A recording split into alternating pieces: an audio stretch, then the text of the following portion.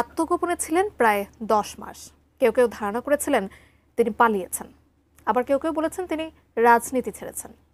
কিন্তু এবার মধ্যরাতে হঠাৎই প্রকাশ্যে ভিডিও বার্তা দিলেন সেই পুরনো সুরে। নির্বাচন নিয়ে আক্রমণাত্মক বার্তায় ফিরলেন পতিত আওয়ামী লীগের সাধারণ সম্পাদক ওবায়দুল কাদের।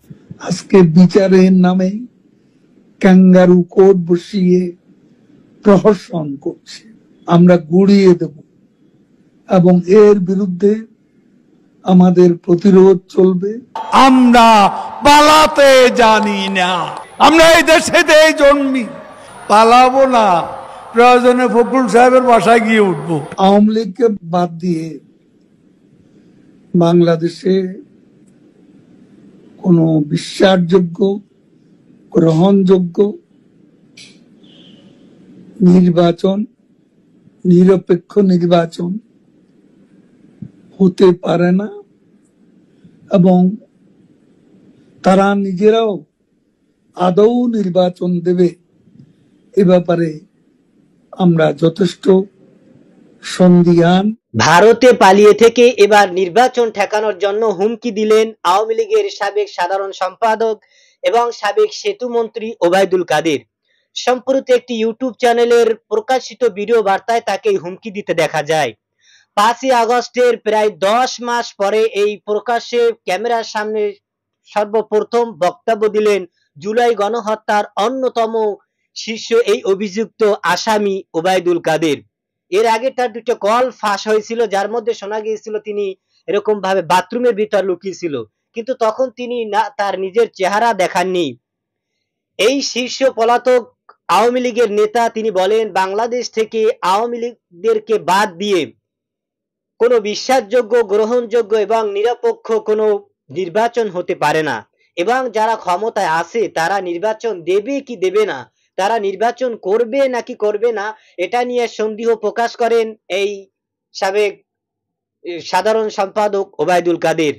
তিনি আরো বলেন যে বিচারের নামে ক্যাঙ্গারু কোর্ট বসিয়ে এরকম ভাবে প্রহসন করা হইতেছে, মানুষদেরকে হয়রানি করা হইতেছে।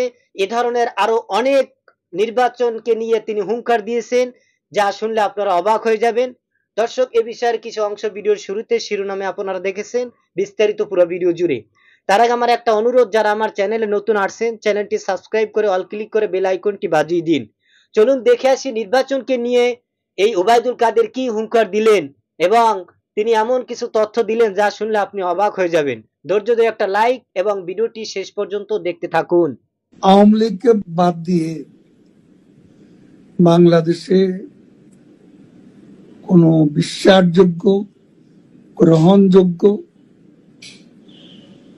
নির্বাচন, নিরপেক্ষ নির্বাচন হতে পারে না এবং তারা নিজেরাও আদৌ নির্বাচন দেবে এ ব্যাপারে আমরা যথেষ্ট সন্দিহান।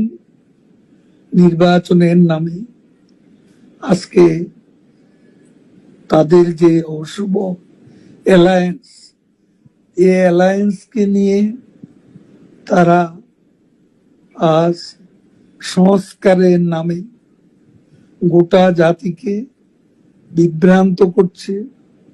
আজকে বিচারের নামে ক্যাঙ্গারু কোর্ট বসিয়ে প্রহসন করছে।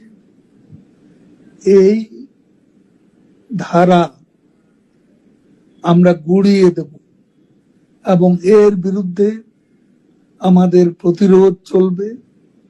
বাংলাদেশের আজ 50%-এরও বেশি ভোটার যে দলের সমর্থক এবং দিনে দিনে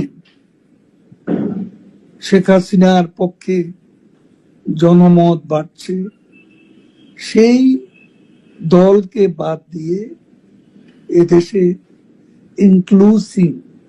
ইনক্লুসিভ বা অংশগ্রহণমূলক নির্বাচন। শেখ হাসিনাও পালাবে না, তার কর্মীরাও পালাবে। দেশ জুড়ে এমপি মন্ত্রীদের পালানোর হিড়িক পড়েছে। কেউ পালাচ্ছেন তো কেউ পালাতে গিয়ে হচ্ছেন আটক। এরই মধ্যে সামাজিক যোগাযোগ মাধ্যমে ভাইরাল হয়েছে বিমানে থাকা সাবেক মন্ত্রী ওবায়দুল কাদেরের এই ছবি, জানিয়ে শুরু হয় নানা আলোচনা।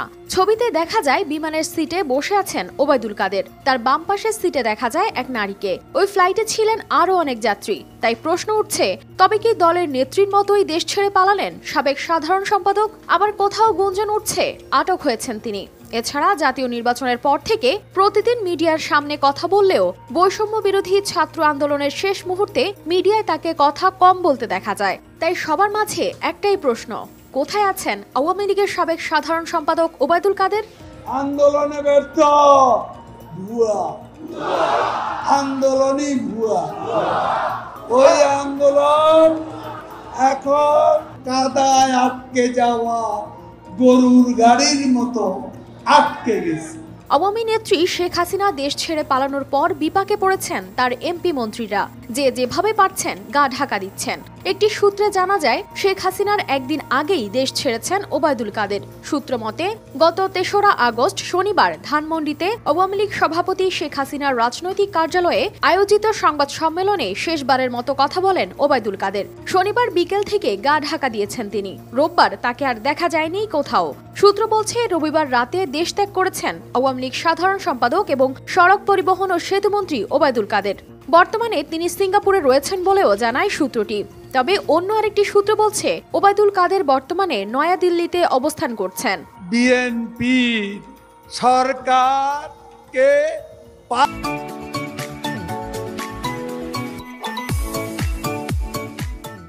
পালাতে বলে, পালাবার পথ নাকি খুঁজে পাবে না। ফখরুল সাহেব পালিয়ে তো আছেন আপনারা, তারেক রহমান পালিয়ে যায়, আমরা পালাতে জানি না। এই দেশেতে জন্ম আমার, এই দেশেতে মরি। এদিকে মঙ্গলবার সন্ধ্যা থেকে ওবায়দুল কাদেরকে আটকের গুঞ্জন উঠে। সূত্র মতে, সরকার পতনের পর আত্মগোপনে চলে যান ওবায়দুল কাদের। এরপর তিনি যশোরে তার এক আত্মীয়ের বাসায় উঠেন, সেখানেই তিনি আটক হন। যদিও আইন শৃঙ্খলা বাহিনীর কাছ থেকে এ খবরের সত্যতা নিশ্চিত করা যায়নি। কত রঙ্গ দেখাইলা রে জাদু, কত রঙ্গ দেখাইলা। তবে এর আগে বিভিন্ন সময় বিএনপির মহাসচিব মির্জা ফখরুল ইসলাম মন্তব্য করতেন, আওয়ামী লীগ সরকার পদত্যাগ করলে পালানোর পথ পাবে না। এর জবাবে ওবায়দুল কাদের বলেছিলেন, তারা পালাবেন না। এই দেশে জন্ম নিয়েছেন, এই দেশেই মরবেন, কিন্তু পালাবেন না। পালালেও কোথায় পালাবেন? প্রয়োজনে ফখরুল সাহেবের বাসায় গিয়ে উঠবেন, না হলে ঠাকুরগাঁওয়ের যে বাড়ি আছে ওই বাড়িতে গিয়ে উঠবেন। দর্শক, এই শীর্ষ সন্ত্রাসী আওয়ামী লীগের সাবেক সাধারণ সম্পাদক ওবায়দুল কাদের, তিনি দীর্ঘদিন পলাতক থেকে হঠাৎ করে তিনি তার একটা ভিডিও সামাজিক যোগাযোগের মাধ্যমে ভাইরাল হয়ে যায়। যে ভিডিওতে তিনি নির্বাচনকে কেন্দ্র করে অনেক ধরনের হুঙ্কার দিয়েছেন এবং তিনি বলেছেন, এই নির্বাচনের নামে যে ক্যাঙ্গারু কোর্ট বসিয়ে প্রহসন করা হইতেছে এবং মানুষদেরকে হয়রানি করা হইতেছে, যেই দেশে 50% বেশি মানুষ আওয়ামী লীগের ভোটার এবং তারা এখনো আওয়ামী লীগকে পছন্দ করে, তো তিনি যদি এতই চান, এতই বোঝেন, তাহলে তিনি কেন এতদিন পলাতক ছিল এবং এখনো তিনি পলাতক আছেন? তিনি সবসময় একটা কথা বলতো যে আসো খেলা হবে। তো আমরা সকলেই মিলে তাকে বলি যে আসেন খেলা শুরু হোক। সে পলাতক হয়ে এভাবে কথা বলতেছে, তাকে এই তার বক্তব্য দেওয়ার কারণে, তিনি এই ভিডিওর বার্তা দেওয়ার কারণেই কিন্তু তার আরো অবস্থা খারাপ হয়ে যাচ্ছে। ইতিমধ্যে গোপন সূত্রে জানা গেছে যে গোয়েন্দারা তাকে তার স্থান এবং তার লোকেশন ট্র্যাক করে তাকে অতি শীঘ্রই ধরার জন্য চেষ্টা করছে। অতি শীঘ্রই তাকে আইনের আওতায় আনা হবে এবং বাংলাদেশের সর্বোচ্চ শাস্তি তাকে দিতে হবে। এটাই সামাজিক এবং জনসাধারণ মানুষের দাবি। আপনার কোনো মতামত থাকলে জানাতে পারেন আমাদের কমেন্ট সেকশনে। আজ এ পর্যন্ত, ভালো থাকবেন, সুস্থ থাকবেন, দেখা হবে আগামী কোনো ভিডিওতে।